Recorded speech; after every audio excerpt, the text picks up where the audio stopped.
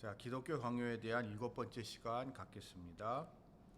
3장 기도에 대한 이야기입니다.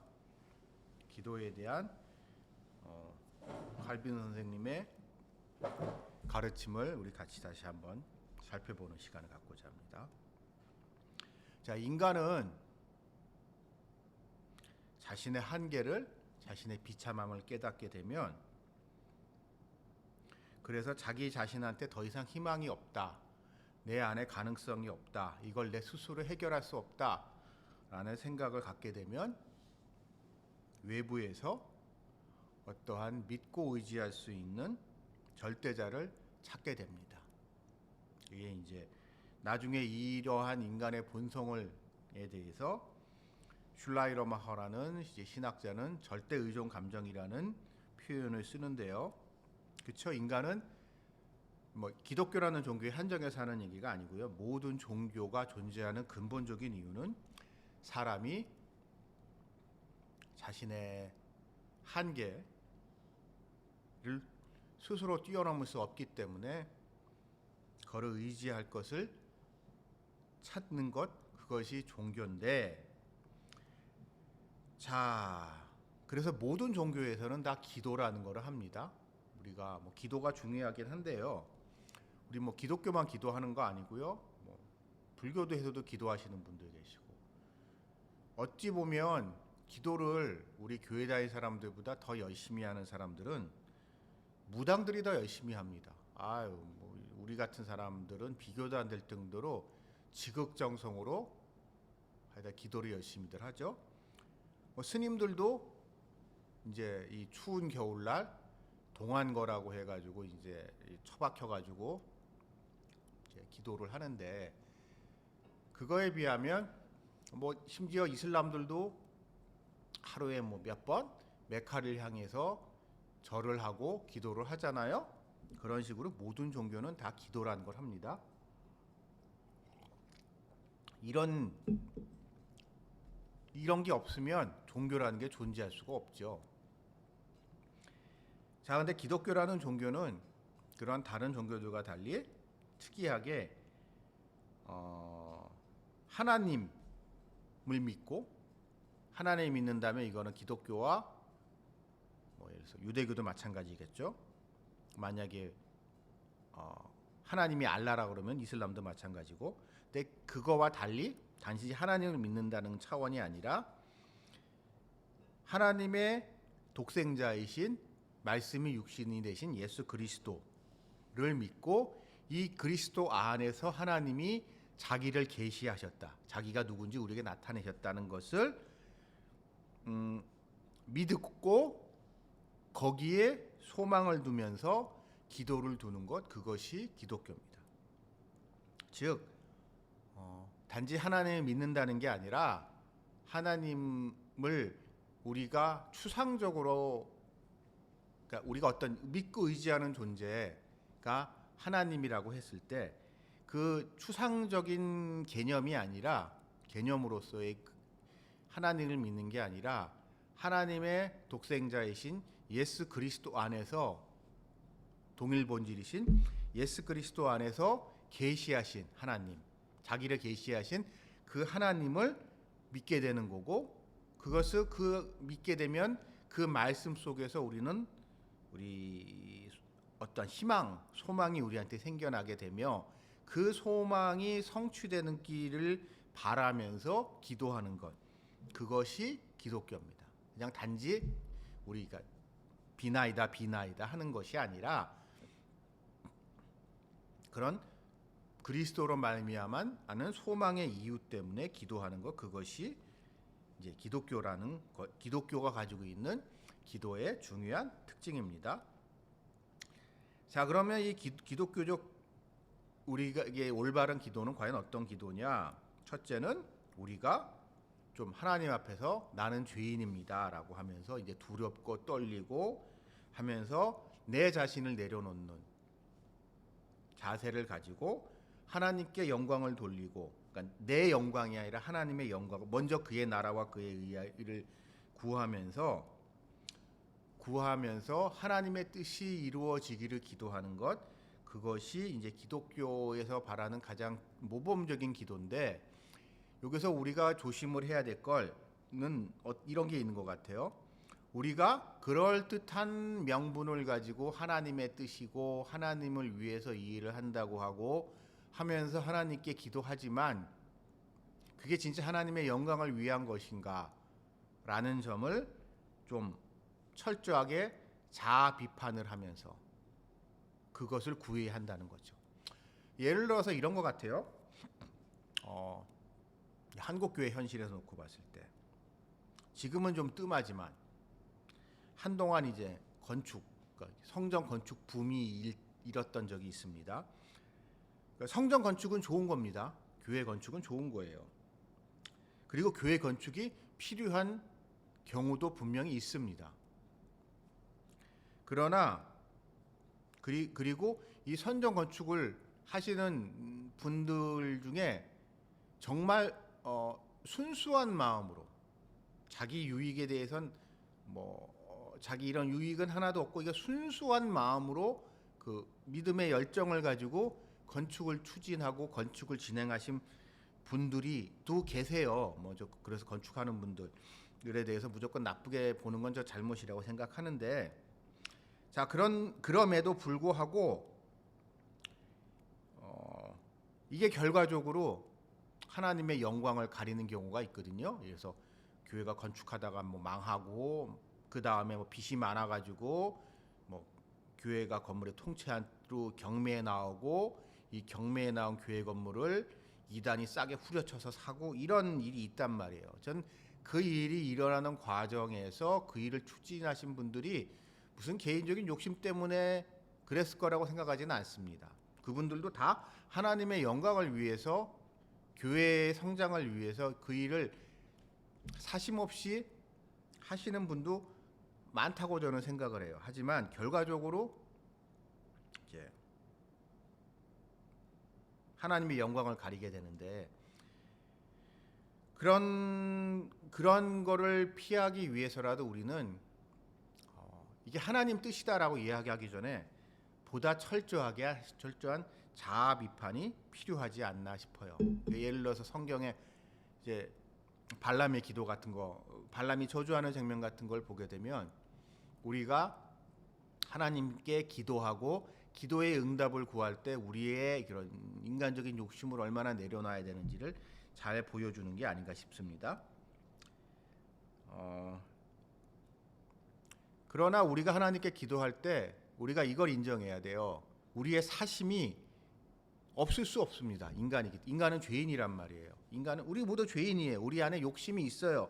아무리 그럴듯하게 포장하고 아무리 우리가 노력을 해도 우리가 하나님한테 구하는 것, 그것에 대해서 그것에 관련된 나의 이기적인 욕심이 어느 정도 묻어날 수밖에 없습니다. 인간이라는 존재가.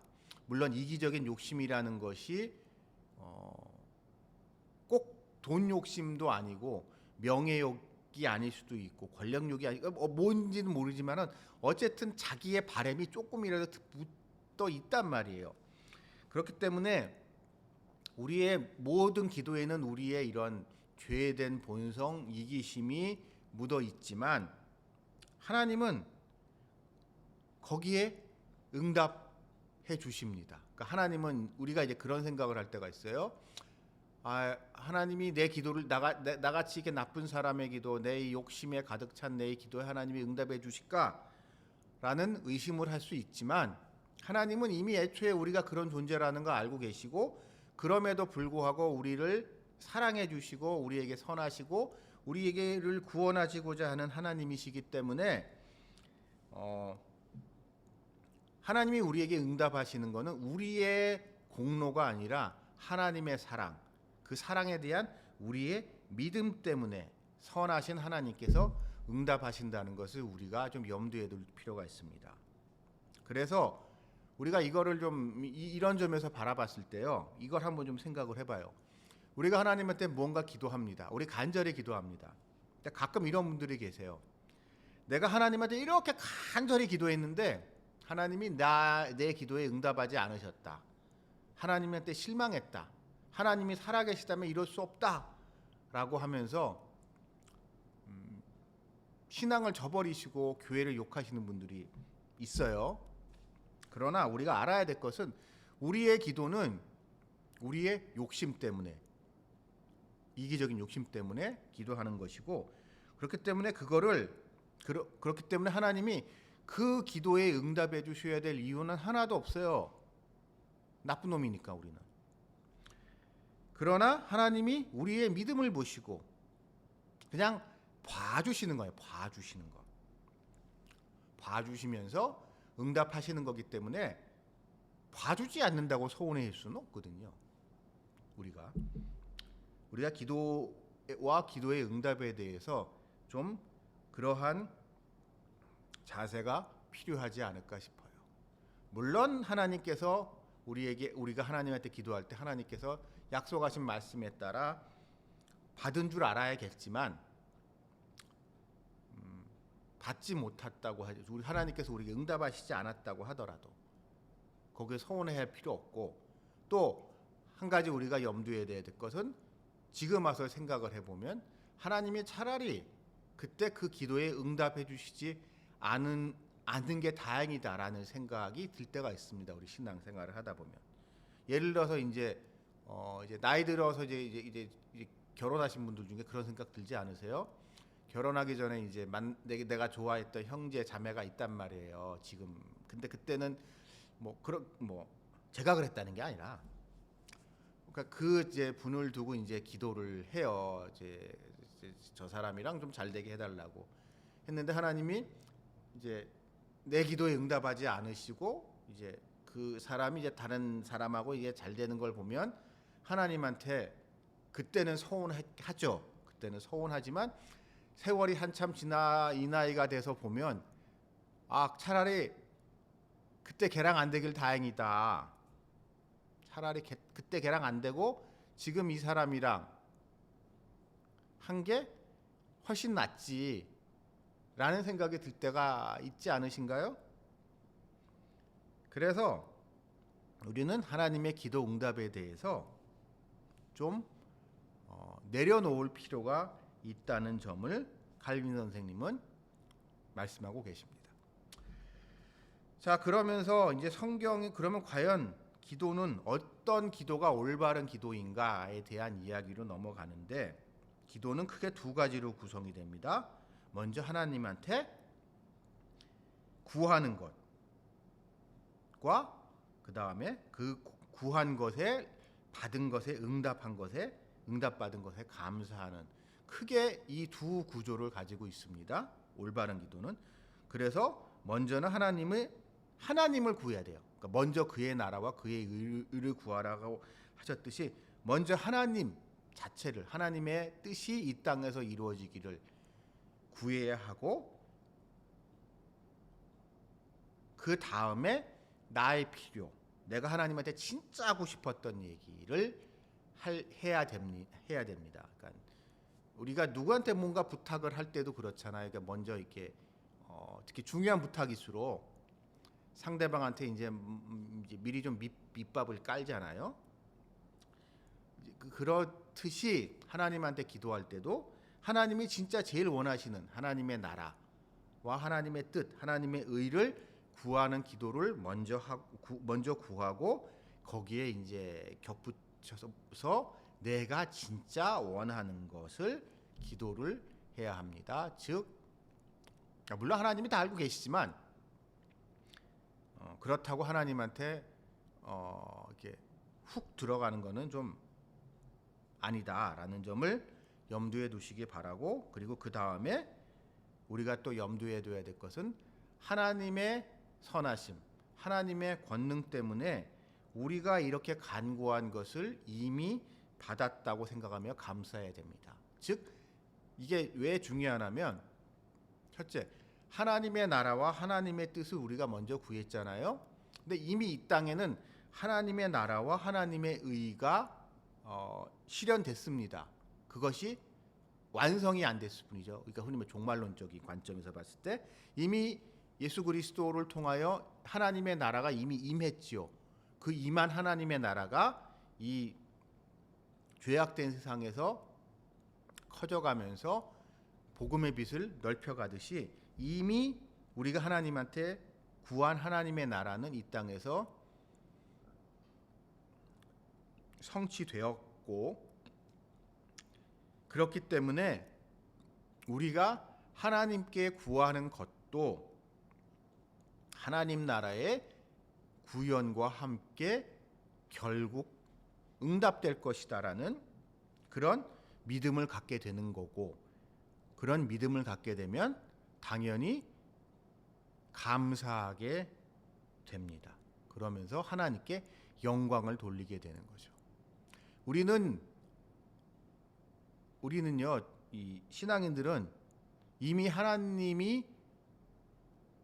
하나님의 그런 섭리 가운데 있다는 것을 믿으시고, 지금 우리의 일상의 모든 것이 그 하나님의 섭리가 성취되어지는 과정이라는 것이라는 거 생각을 해봤을 때, 우리가 기도하는 것 또한 하나님의 섭리 안에 있고, 이 기도에 응답받는 것 또한 섭리 안에 있다는 점을 생각해야 될 필요가 있습니다.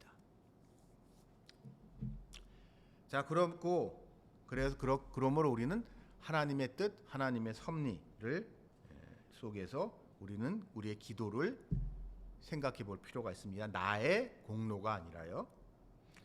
그런데 나의 노력과 공로가 아니라 하나님의 섭리 속에서 우리는 기도하게 되는 거고, 그 기도에 응답하는 것이라고 우리가 생각해야 되는데, 우리가 이제 성경 구절의 기도에 대한 말씀에 대한 오해가 우리한테 좀 퍼져 있습니다. 그 중에 이제 대표적으로 지적하는 게 이제 사도 바울 선생님이 말씀하신 쉬지 말고 기도하라는 부분에 대해서 칼빈 선생님은 날카로운 지적을 하고 계십니다. 우리 개인이 쉬지 말고 기도하는 거는 불가능하죠. 우리는 그렇죠? 어떻게 우리가 쉬지 않고 기도합니까? 그래서 이 쉬지 말고 기도하라는 거를 공동체적으로 이해되는 경우가 있습니다. 즉, 그래서 대표적인 게 뭐예요? 교회에서 무슨 특별히 특별 새벽 기도나 이런 거 있을 때 릴레이 기도들 하잖아요. 릴레이 기도 해가지고 이제 그 기도를 계속 돌아가면서 특히 좀 규모 있는 교회들 같은 경우엔 릴레이 기도를 쉬지 않고 해야 된다고 하면서 릴레이 기도를 하는데, 이것이 결국 이러한 릴레이 기도 같은 것이 좀 더 조직화된 게 결국 수도원, 수녀회 이런 거거든요. 근데 이제 칼빈 선생님이 종교개혁을 하던 당시는 이런 카톨릭의 문제 때문에 이제 종교개혁이 일어난 거란 말이에요. 그러니까 이걸 그런 점에서 봤을 때 우리 짐작을 해보면 이런 것 같아요. 교회에서도 이 릴레이 기도 같은 거를 하다 보면 좀 교회에서 잡음이 생길 때가 생각보다 많습니다. 특히 이 순서대로 이게 해야 되는데 순서가 잘 안 지켜질 경우에 이제 맨날 이제 땜빵으로 들어가시는 분들이 생겨요. 그러면 이게 세월이 지나면은요, 이상하게 이게 훈장이 돼버리는 경향이 좀 있습니다. 내가 기도를 이렇게 많이 했고, 이 공동체를 위해서, 이 교회를 위해서 내가 기도를 얼마나 많이 했는 줄 알아라고 하는 자기 의기에 빠지게 되는 경향이 있어요, 우리 인간은. 그러니까 이건 잘못됐다는 거예요. 그래서 이 쉬지 말고 기도하라는 것은 그 뒤에 앞과 뒤에 나오는 이야기예요. 감사라는 부분에 초점을 맞춰야 된다는 거예요. 그렇죠? 범사에 감사하라는 말이 나오잖아요. 그러니까 감사라는 점에 초점을 맞춰서 우리가 살아있는 동안, 우리가 의식이 남아있는 동안 매사에 언제 어디서나 어떠한 경우에서든 하나님한테 감사하며 기도하며 의지하며 찬양하는 것, 그것을 해야 한다는 것을 이제 쉬지 말고 기도하라는 것으로 이제 이해해야 된다는 주장인데요. 이 주장은 우리 교회 현장에서 봤을 때 나름 설득력 있는 해석이 아닌가 싶습니다. 뭐 요즘 옛날같이 기도하시는 분들이 많이 줄기는 했지만, 그리고 기도는 여전히 소중하지만 이 기도가 우리의 공로가 되어서는 절대 안 되기 때문이죠. 그러면서 이제 더 나아가서 이제 골방에서 기도해야 되는 부분에 대한 이야기를 칼빈 선생님은 하고 계십니다. 즉 성경에서 예수님이 말씀하시듯이 바리새인들과 같이 사람들 보는 앞에서 기도하지 말고 골방에서 기도하라고 하시는 말씀은, 포인트는 기도는 나와 하나님 사이에, 둘 사이의 문제라는 겁니다. 둘 사이의 문제. 둘 사이의 문제이기 때문에 진실한 기도를 위해서는 골방에서 기도해야 된다는 말씀을 하신 건데, 이 부분이 또 이 부분은 여러분 종교개혁 당시로 넘어가서 우리가 좀 이게 설명을 좀 드려야 될 부분이 있는데, 종교개혁 이전에 로마 카톨릭에서는 예배 시간에 사용되는 이제 기도문이 정해져 있었단 말이에요. 지금도 카톨릭 기도문이라는 게 있죠. 전 카톨릭 쪽 잘 모르지만 기도문이 딱 정해져 있고 이 표준 기도문만 한단 말이에요. 근데 문제는 뭐냐? 더 큰 그것만 해도 그 표준 기도문이 어찌 보면 오늘날의 우리에게는 이제 기도를 아직 기도에게 익숙치 않으신 분들에게는 자기가 기도해야 될 때 어떻게 기도해야 될지 모를 때 이 표준 기도문을 보면서 기도에게 문이 열린다고 해야 되나요? 기도를 배워갈 수 있다는 점에선 좋은데, 이게 이제 종교개혁 당시로 넘어가게 되면은 무슨 문제가 있냐? 표준 기도문이라는 게 라틴어였거든요. 사람들이 일상에서 사용하지도 않아요. 무슨 소리인지도 몰라요. 무슨 소리인지도 모르는데, 그러니까 쉽게 말하면 이런 겁니다. 성당에 가서 이제 신부님한테 무슨 일 때문에 뭐 기도를 해야 되는데 어떤 기도를 해야 될까요? 하게 되면 이제 라틴어로 된 표준 기도문을 가르쳐 줘요. 그러면 그게 무슨 뜻인지도 모르면서 사람들이 마치 연볼 외듯이 외게 된단 말이에요. 그렇게 되면. 그래서 뭐 다른 종교를 비방하고 싶은 의도는 전혀 없지만, 이제 스님들 독경하는 거 보게 되면, 연불하시고 독경하는 거 보게 되면 들으면 이제 나름 이제 목 딱딱 하시면서 보게 되면 이제 목소리 좋은 스님들이 이제 독경하시는 거 보면은 듣기는 괜찮거든요. 근데 저는 그 독경하는 소리를 들을 때 그게 무슨 소리인지 알아요? 우리 못 알아듣잖아요. 그 내용 모르잖아요. 그냥 그러니까 종교개혁 이전의 카톨릭의 모습도 그런 모습이었던 거죠. 그러니까 그게 잘못됐다는 것을 칼빈 선생님이 지적하고 계신 겁니다. 이 부분이 왜 중요하냐면요, 여러분, 이게 종교개혁 당시에 아주 중요한 주제였습니다. 그리고 나중에 여러분 영국 종교개혁에서 보게 되면, 영국 종교개혁이 이제 성공회랑 우리가 알고 있는 청교도랑 이제 분열이 되게 되는 이유가 이 공동기도문을 채택하고 공동기도문을 강요하는 문제 때문이었거든요.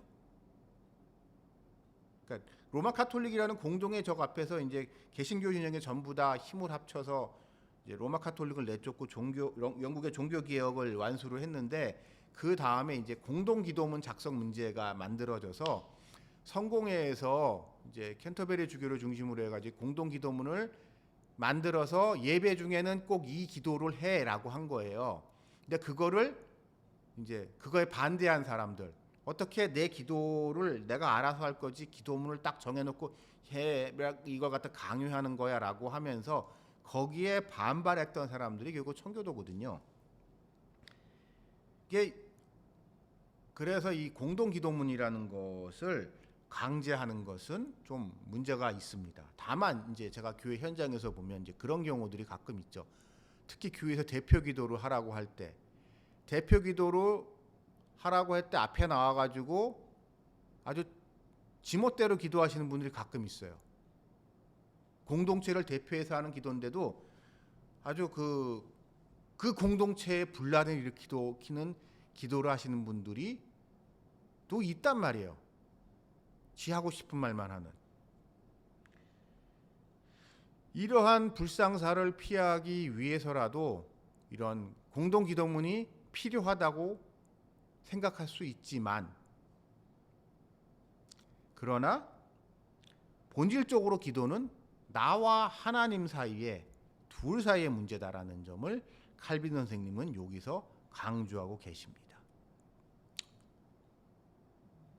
그 점을 여러분 염두에 두시길 바랍니다. 그래서 저도 이 책의 내용은 아니고 개인적으로 권면하고 싶은 것은 개인적인 차원의 기도와 내가 공동체를 대표해서 해야 될 기도는 좀 구분해서 생각하셨으면 좋겠어요.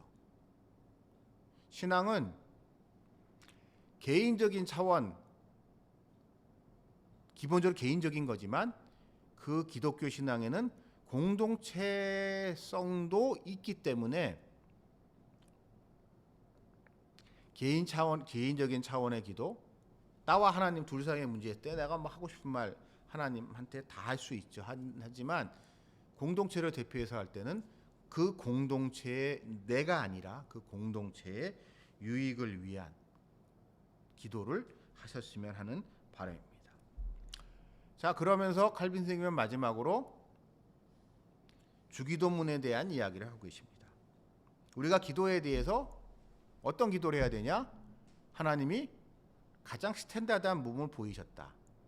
예수 그리스도를 통해서, 성육신하신 예수 그리스도의 주기도문을 통해서 우리에게 가장 확실한 모범을 보였으니까는 이 주기도문을 통해서 기도를 알아갑시다라고 이야기를 하는데, 칼빈 선생은 여기서 주기도문을 크게 6가지의 간구로 나눕니다.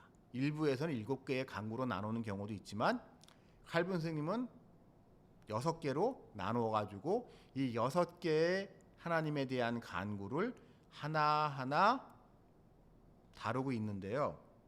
그것은 다음 시간에 여러분들과 같이 나누고자 합니다. 오늘은 여기까지고요. 그러니까 다음 시간에 이 주기도문에 나와 있는 예수님의 6가지의 간구에 대한 시간을 같이 나누고자 합니다. 다음 주에 뵙겠습니다.